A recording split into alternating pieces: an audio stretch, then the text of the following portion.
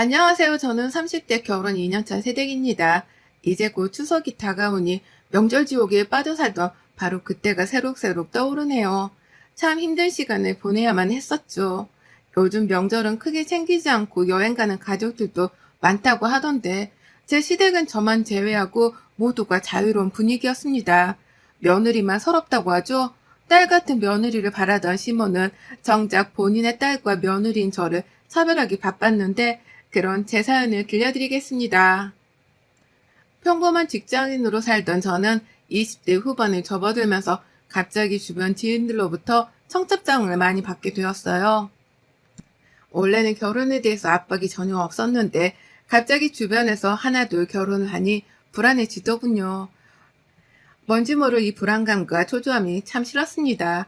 제가 뭘 잘못한 것도 아닌데 뭔가 뒤처지는 느낌이 들었고 이러다 정말 노처녀로 늙어 죽는 건 아닌가 싶기도 했어요. 많은 생각들이 머릿속을 가득 채웠지만 그렇게 스트레스를 받는다고 해서 당장 달라질 게 전혀 없었기에 그러려니 했던 것 같습니다. 어차피 이렇게 저렇게 머리를 굴린다고 해봤자 짝이 있어야 시집을 갈 거잖아요. 딱 저맘때 3년만 하던 남자친구와 이별한 상황이라 연애 생각도 없었기에 그냥 불안한 마음은 달래기 바빴습니다.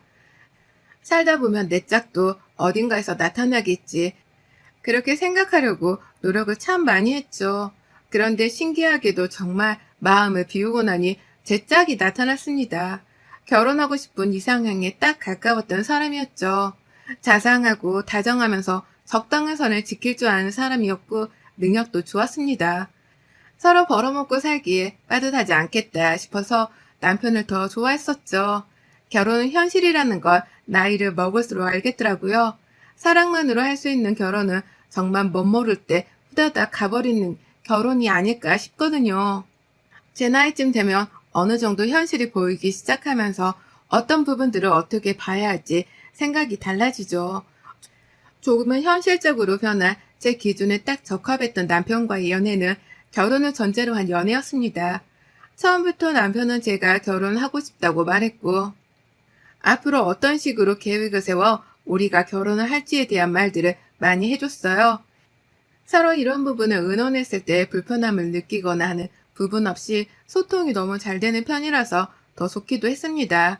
남편은 제게 뭔가 대단한 사람으로 다가왔었고 고작 2살 차이인데도 큰 사람이라 느껴지기도 했어요. 그런 남편과의 연애가 불행할 리가 없었고 전 하루하루 새로운 마음으로 그 사람과의 시간을 보냈습니다. 저희는 연애를 딱 1년 정도 하고 결혼을 했는데 그 1년 동안 많은 일들이 있었어요. 사랑하기에도 바쁜 시간이었지만 저희는 또 결혼 준비를 하면서 연애를 했던 터라 다툼도 있었습니다. 막상 결혼 준비를 해보니 의견 충돌이 없을 수가 없겠더라고요. 때로는 저랑 의견을 전혀 맞춰주지 않으려는 남편이 믿기도 했지만 그건 남편도 똑같은 마음이었겠죠. 이런 부분 하나 감수해내지 못하면 저희 두 사람은 결혼할 짝이 없다고 생각했기에 조금씩 서로 양보하고 배려를 해내며 그렇게 결혼을 하게 되었습니다. 저는 위에 오빠가 있고 저보다 4살이 많아서 남편보다도 2살이 많았어요. 오빠는 성질이 아주 더러운 편이라 저와 어렸을 적에 정말 많이 싸웠습니다. 그런데 또 오빠라고 꽤 든든하게 지켜주던 부분들도 많았어요. 그런 오빠와는 오히려 성인이 되고 나니 더욱 사이가 돈독해졌습니다. 제가 처음 결혼하겠다며 남편을 보여줬을 때도 오빠는 꽤 엄격하고 진중하게 남편에 대해서 파악을 했었죠. 이런 모습이 든든하고 전 그냥 좋았습니다. 반대로 남편에게는 저보다 2살 어린 여동생이 있습니다. 신우는 이미 결혼을 해서 아이 둘을 키우고 있는 애기 엄마였어요. 그렇다 보니 저보다 어리지만 더 어른스러운 느낌이 들었습니다. 상견례 자리에서 아이들을 데리고 왔었는데 그때 본 신우의 느낌은 그랬어요. 여느 엄마들과 다를 것 없이 아이를 챙기기 바쁜 다정한 엄마의 모습이었죠. 그래서 신우와 별 트러블 없이 친해질 수 있을 거라고 생각했지만 이건 저만의 큰 착각이었습니다. 신우는 정말 한 성질하는 사람이더라고요. 제가 여태 본 사람 중에 이렇게 성질을 부리는 사람은 저희 오빠를 제외하고 처음 봤습니다. 심지어 저희 오빠랑 비교할 수 없을 정도로 성질이 보통이 아니었죠. 제가 신우의 성격을 제대로 본 건 결혼 후 맞는 첫 명절날이었습니다. 처음으로 맞는 명절이 아무래도 떨리고 긴장되어 시무가 오라고 말한 시간보다 일찍 갔는데 신우가 와 있더라고요. 그것도 아이들과 남편도 없이 혼자 말이죠.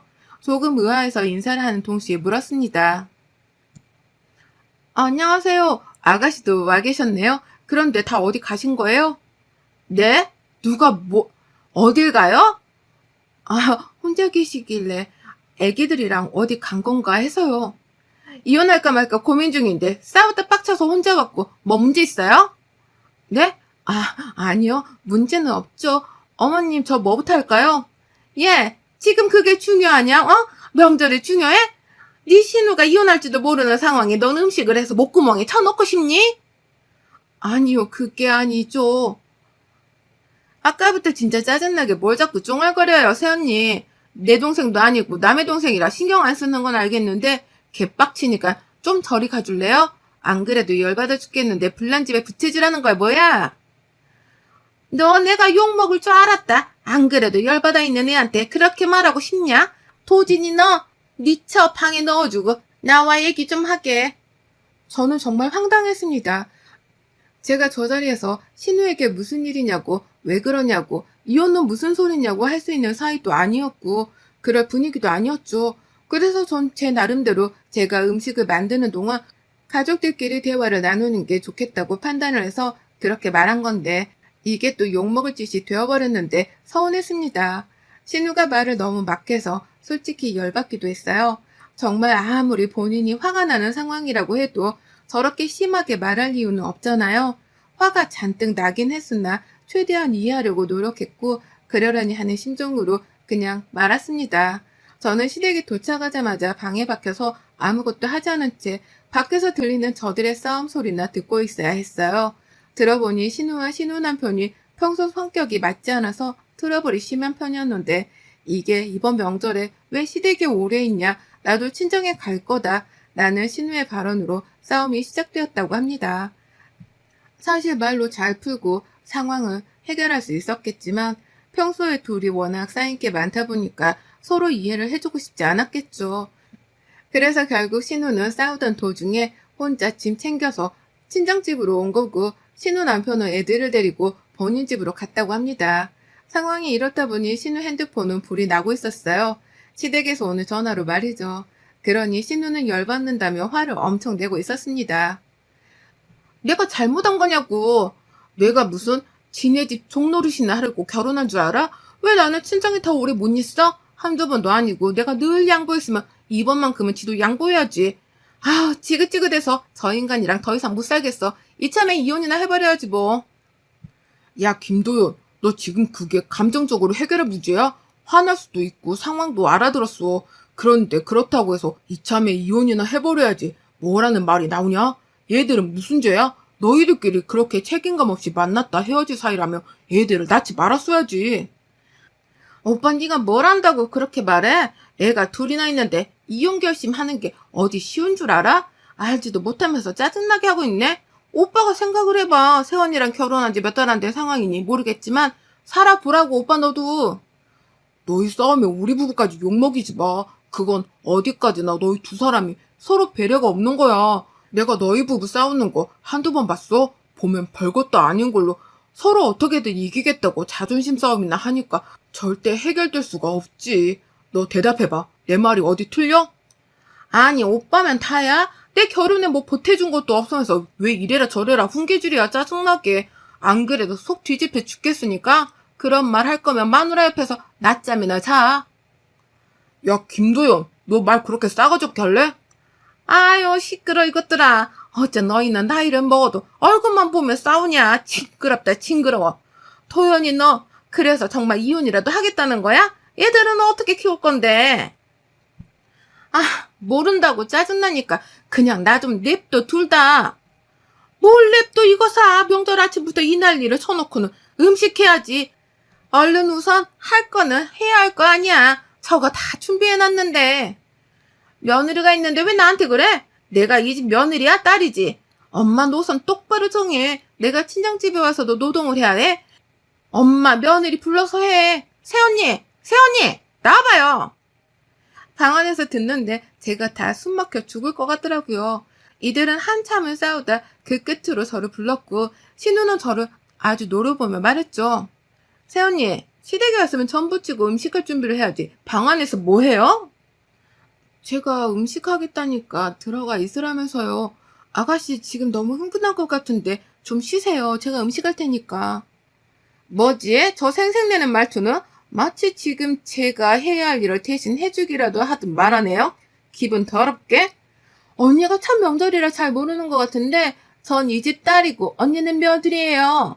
우리가 할 일은 확실히 다르다고요. 알아들어요? 신우는 모든 화풀이를 저한테 했고 성질이 나서 죽겠더라고요. 그렇지만 꾹 참고 무시한 채 음식을 만들었고 시모 역시 오전부터 신우 때문에 화가 잔뜩 나 있어서 그런지 제게 화풀이를 했습니다. 별것도 아닌 걸로 계속 툴툴거리며 말을 하는 건 물론이고 혼잣말로 욕까지 하더군요. 폭풍 같았던 첫 명절은 이렇게 막을 내리는 듯 했으나 저녁에 신우 남편이 찾아오며 아주 난리도 아니었습니다. 아이들을 두고 신우 남편은 홀로 왔고 신우와 신우 남편은 거실에서 소리치며 싸우기 시작했죠. 정말이지 집에 너무 가고 싶었어요. 저는 아무것도 못한 채 이들의 눈치만 보기 바빴고 숨이 턱턱 막히더군요. 결국 이 둘은 의견을 좁히지 못하고 명절이 끝난 후 이혼을 했습니다. 명절 세고 이혼하는 부부가 많다더니 정말 그렇구나 싶었어요. 시조카들은 신우가 키우기로 했고 신우 남편이 양육비를 주는 걸로 이들의 싸움은 끝이 났습니다.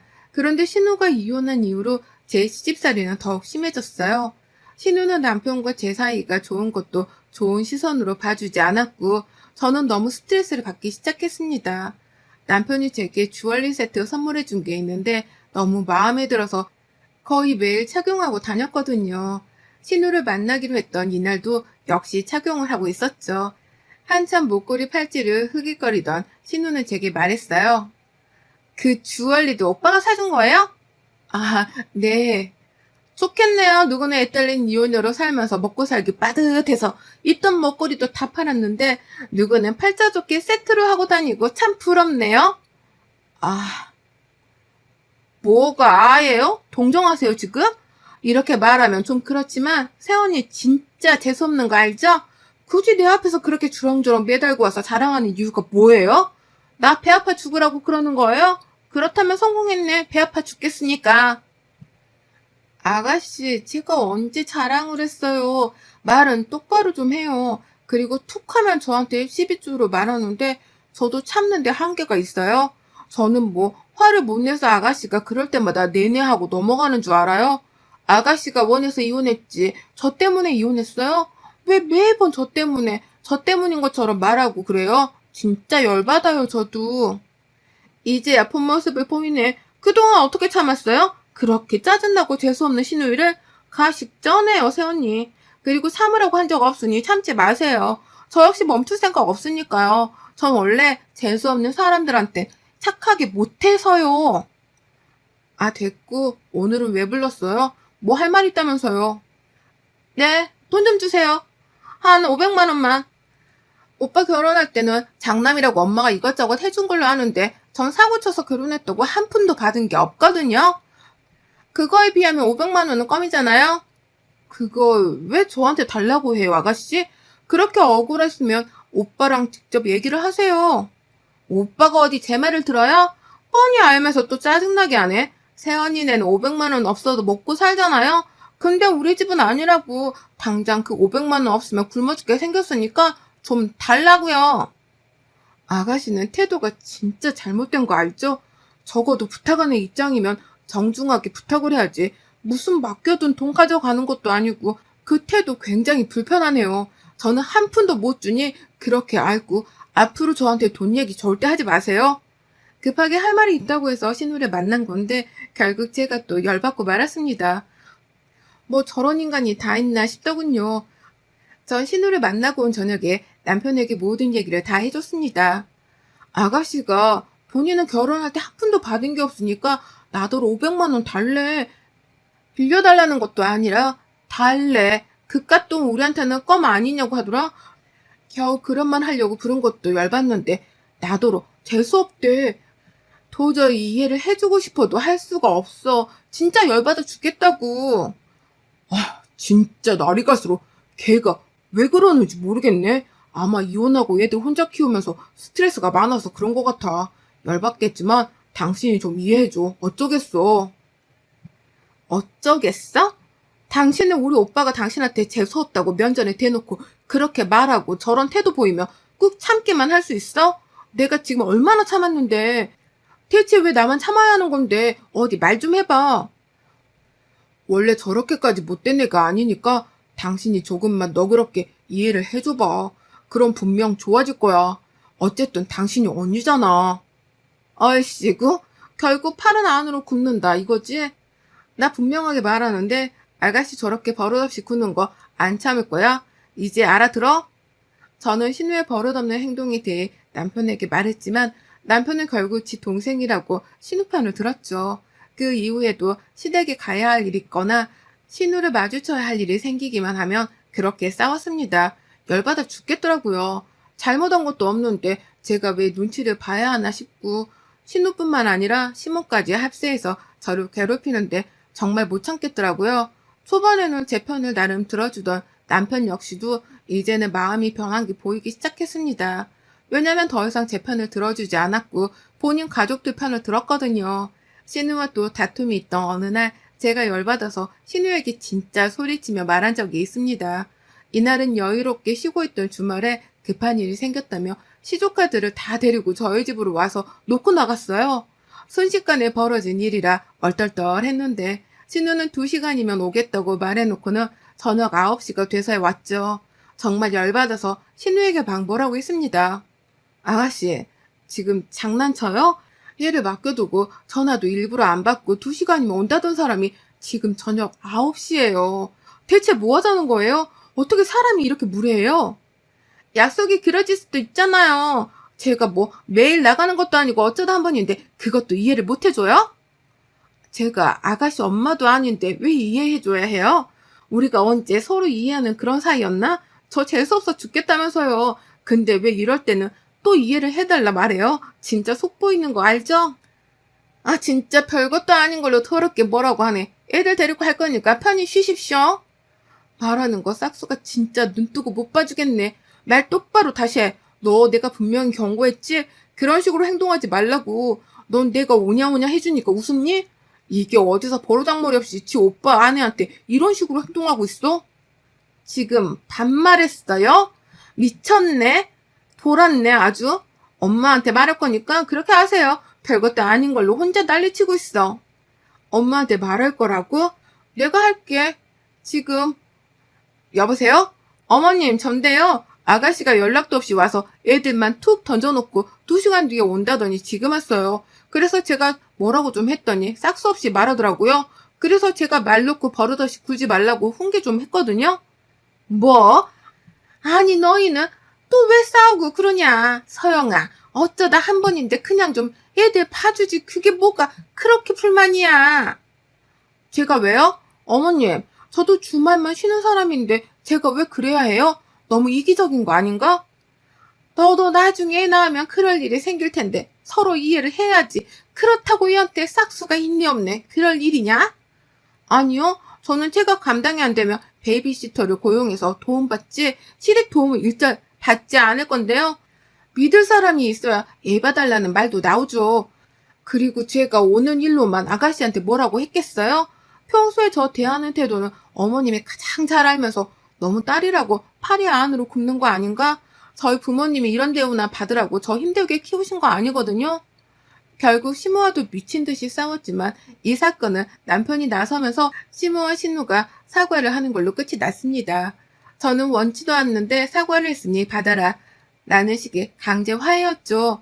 안 그래도 열받아 있는데 추석이 다가오고 있었고 전 남편과 더 이상 살 수 없다고 판단을 했어요.